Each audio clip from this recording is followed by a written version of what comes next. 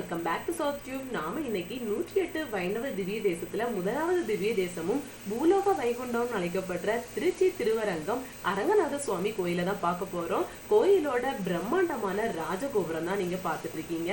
இந்தியால இருக்கக்கூடிய மிகப்பெரிய கோயில்கள்ல ஒன்றான ஸ்ரீரங்கத்தோட ராஜகோபுரம் 236 அடி உயரம் கொண்டிருக்கு. இந்த ராஜகோபுரத்தோட அந்த பேஸ்மெண்ட் ஸ்ட்ரக்சர் பாத்தீங்கன்னா 15ஆம் நூற்றாண்டுலேயே கட்டப்பட்டிருக்குது. அதுக்கப்புறம் அந்த கோபுரம் மாதிரி இருக்கக்கூடிய அமைப்பு அகோபில மடத்தோட 44வது சீயரான ஸ்ரீ வேதாந்த தேசிக யாதேந்திர மகா தேசிகரால தான் கட்டப்பட்டிருக்குது. நாங்க ஸ்ரீரங்கத்துக்கு வைகுண்ட ஏகாதசி அன்னைக்கு தான் போயிருந்தோம். பரமபத வாசல் வழியா பெருமாள் வெளியே வரக்கூடிய அற்புதமான காட்சியை பாக்குறதுக்காக நாங்க போயிருந்தோம். அதை பாக்குறதுக்காக திரளான மக்களும் கூடியிருந்தாங்க. ஆனா போலீசார் பாத்தீங்கன்னா ரொம்பவே கிரௌடடா இருக்கும். அந்த நேரத்துல நீங்க கிட்ஸோட வேற வந்திருக்கீங்க, அதனால கண்டிப்பா நெரிசல்ல மாட்டிக்கிடுவீங்க அப்படின்னு சொன்னாங்க. அதனால பெருமாள் பரமபத வாசல் வழியா வெளியே வந்து வெளியே இருக்கக்கூடிய ஒரு சின்ன மண்டபத்துல வைப்பாங்க. மக்கள் வந்து தரிசனம் பண்றதுக்காக வைப்பாங்க. அந்த இடத்துல இருந்துட்டு கொஞ்ச நேரம் சுத்தி பார்த்துட்டு அப்படியே நாங்க ரிட்டர்ன் போயிட்டோம். நெக்ஸ்ட் டைம் ஸ்ரீரங்கம் போனா கோயிலை பத்தி ஃபுல் வீடியோவா கண்டிப்பா போடுறோம். கோயில் வந்து 156 ஏக்கர் பரப்பளவுல அமைஞ்சிருக்குது. கோயிலோட ராஜகோபுரத்தோட சேர்த்து காம்பவுண்ட் சுவர்களா ஒன்றுக்குள்ள ஒன்று அப்படின்னு இருக்கிற மாதிரி 7 திருச்சுற்று மதில்கள் வந்து குறிப்பிடப்பட்டிருக்கு. ஒவ்வொன்றுக்கும் ஒவ்வொரு பெயர்கள் வந்து வச்சிருக்காங்க. கோயிலுக்குள்ளேயே நவ தீர்த்தங்கள் அழைக்கப்படுற 9 தீர்த்தங்கள் வந்து இருக்குது. 12 ஆழ்வார்களில் மதுரகவி ஆழ்வாரை தவிர்த்து மீதமுள்ள 11 ஆழ்வார்களும் ஸ்ரீரங்கம் ரங்கநாதனை பற்றி 247 பாசுரங்கள்ல புகழ்ந்து பாடியிருக்காங்க. இந்த கோயில் பஞ்சரங்க ஸ்தலங்கள்ல 2வது கோயிலாகவும் குறிப்பிடப்பட்டிருக்குது.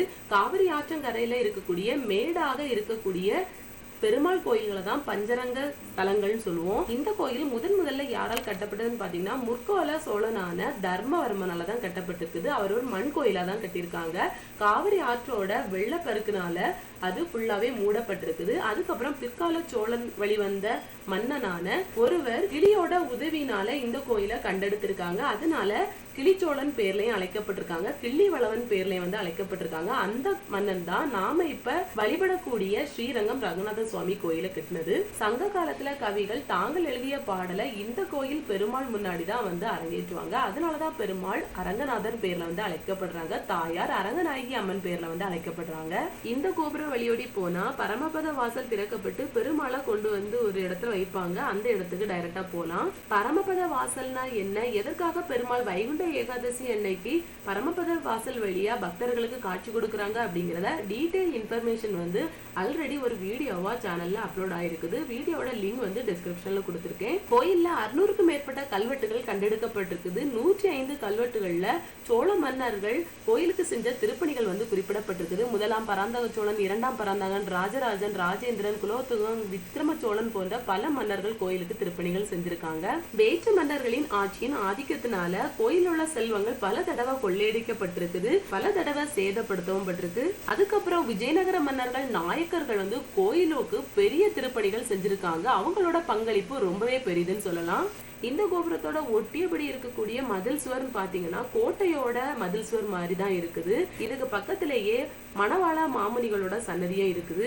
திருவிழா நேரம் அப்படிங்கறதுனால டெம்பரரியான ரெஸ்ட் ரூமும் இங்கே அமைச்சிருந்தாங்க. இப்ப நீங்க பாத்துட்டு இருக்கிறது வெள்ளாய் கோபுரம் அழைக்கப்படுது. இந்தியால இருக்கக்கூடிய மிகப்பெரிய கோயில் கோபுரங்கள்ல இந்த கோபுரம் வந்து 16வது கோபுரமா இருக்குது. இந்த கோயில்ல 12 கோபுரங்கள் இருந்தாலும் ராஜகோபுரத்துக்கும் இந்த வெள்ளாயி கோபுரத்துக்கும் தான் தனி சிறப்பு. நாங்க போன திருச்சி ட்ரிப்ல ஸ்ரீரங்கம் ரங்கநாத சுவாமியை தவிர்த்து மீதமுள்ள 5 திவ்ய தேச கோயில்கள்ல பெருமாளை வந்து நல்லாவே தரிசனம் செய்தோம். வைகுண்ட ஏகாதசி டைம் அப்படிங்கறதுனால ஒரு நாளைக்கு முன்னாடி கூட நடை வந்து சாத்தப்படாம ஓபன் பண்ணி தான் வச்சிருந்தாங்க. அதனால தரிசனம் நல்லாவே கிடைச்சிச்சு. ஆனா ஸ்ரீரங்கம் ரங்கநாத சுவாமி கோயில்ல வைகுண்ட ஏகாதசி அந்த பரமபத வாசல் திறப்பு வந்து உலகமே எதிர்பார்த்துக்கிட்டு இருக்கு அப்படிங்கறதுனால ரொம்பவே ரெஸ்ட்ரிக்டடா எந்தெந்த ஏரியாவுக்கு போக முடியாது, அங்க போக முடியாது அப்படின்னு சொல்லிட்டு ரொம்பவே புஷ் பண்ணாங்க. அதனால கோயிலுக்குள்ள போய் எக்ஸ்ப்ளோர் பண்ணவே முடியல. இங்க இருக்கக்கூடிய பில்லர்ஸோட அமைப்பை பார்க்கும்போது தான் தெரியுது கோயிலுக்குள்ள எவ்வளவு பிரம்மாண்டமா இருக்கும் அப்படின்னு. இந்த இடத்துல நிறைய மக்கள் தூங்காம விழித்திருந்து ஆழ்வார்கள் எழுதிய பாசுரங்களை பாடிட்டு இருந்தாங்க.